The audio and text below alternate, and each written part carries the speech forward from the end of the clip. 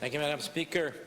Madam Speaker, the Human Development Council just released its report on energy poverty in New Brunswick. Turns out we've got the highest level of energy poverty in the country, with 36.3% of households spending more than 6% of their household income to heat their homes and apartments. That's nearly twice the national rate.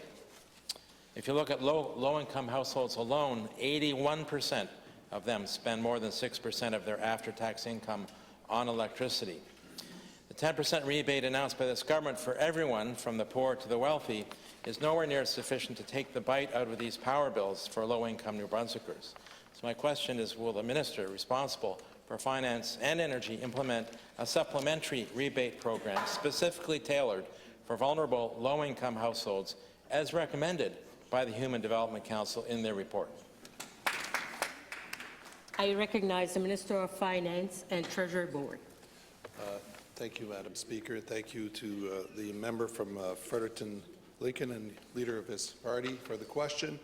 I understand that there's always going to be a question, can we do more? But let's recognize that this is a big step, and we are providing immediate relief. That was a commitment that we did during this campaign, and we could have studied, we could have looked, we are providing immediate relief. We are coming in with some legislation in the next couple of days, or I don't know if it's legislation or a motion. We'll get through the process. I apologize if I'm still getting all the terms correct. But I guess the end result is New Brunswickers, no matter what it's called, are going to see a 10% reduction on their bills, and they will see that significantly right after Christmas. So that is good news no matter how you look at it. I recognize the member for Fredericton Lincoln and leader of his party. Merci, Madame la Présidente. Les personnes qui sont propriétaires de leur maison peuvent profiter de divers programmes d'Énergie Nouveau-Brunswick pour se protéger contre des factures d'électricité en isolant leurs murs, leur sous-sol, leurs greniers et en installant des fenêtres à haute performance énergétique. Mais la majorité des Néo-Brunswickois à faible revenu sont des locataires. Ils ne peuvent rien faire d'important pour s'isoler des factures d'électricité de taille. Cela dépend des propriétaires. Le Conseil du développement humain recommande la mise en œuvre de programmes d'efficacité énergétique pour les propriétaires d'appartements afin de réduire les pertes de chaleur et d'alléger les factures d'électricité des locataires.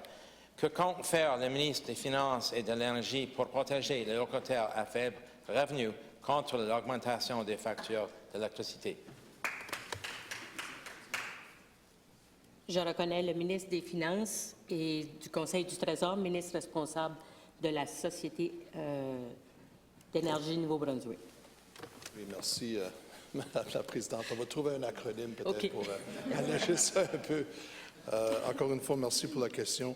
Vous comprenez qu'on a encore une planification à faire, puis on a des gros plans à livrer. On n'aura pas toutes les réponses à ce moment. C'était d'offrir une aide financière ou une aide à l'abordabilité à la population du Nouveau-Brunswick immédiatement. Il y a encore un programme pour justement avoir j'appelle ça les chaufferettes efficaces. Thermopompe. Bon, je cherchais le mot français, excusez. Thermopompe.